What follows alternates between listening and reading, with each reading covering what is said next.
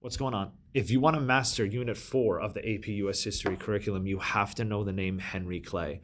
If you're struggling to remember who he was or what he did, there's really only 3 words you need to have in your arsenal to master Henry Clay. All right, that is tariffs, banks, and roads. Let's break that down real quick. All right. So after the War of 1812, Henry Clay is going to try and implement the American plan to help expand the U.S. economy. All right. And he's going to do it in 3 parts. All right. The first part is going to be tariffs. All right. So if you don't know what a tariff is a tax on imported goods. So a tax on anything coming into your country. All right. He's going to use tariffs as a form of protectionism to try and encourage people to buy the cheaper domestic products than foreign products that are now more expensive because of the tariff. All right. This is really going to help expand industry, specifically in the North. All right.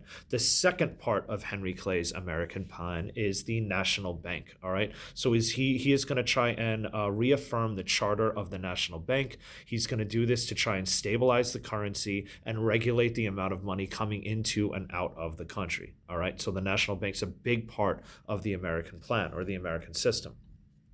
The third part, and in my opinion, the most important part, is the improvement of our infrastructure. All right. So he is going to spend a ton of government money to help improve the infrastructure of the United States. And this means at that time, roads and canals.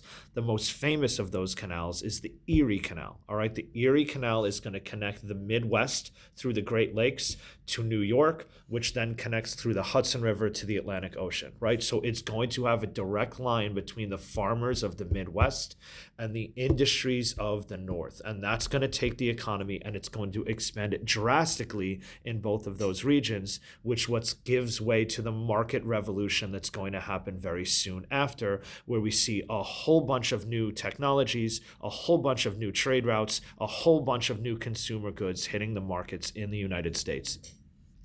Henry Clay's plan was to have this kind of national identity around economy, but it actually winds up creating more regional tension because as the North and the Midwest are directly connected, and as North is improving its industry and becoming more of a sustainable economy, the South is kind of left lagging behind with their agrarian-based economy, and it's going to begin to rub that tension that, spoiler alert, is going to lead to the Civil War a little bit later on. All right, so if you're struggling with Henry Clay, you need to remember a little bit: banks, infrastructure, tariffs, and you'll master AP Unit 4. Hope that helped. See you later.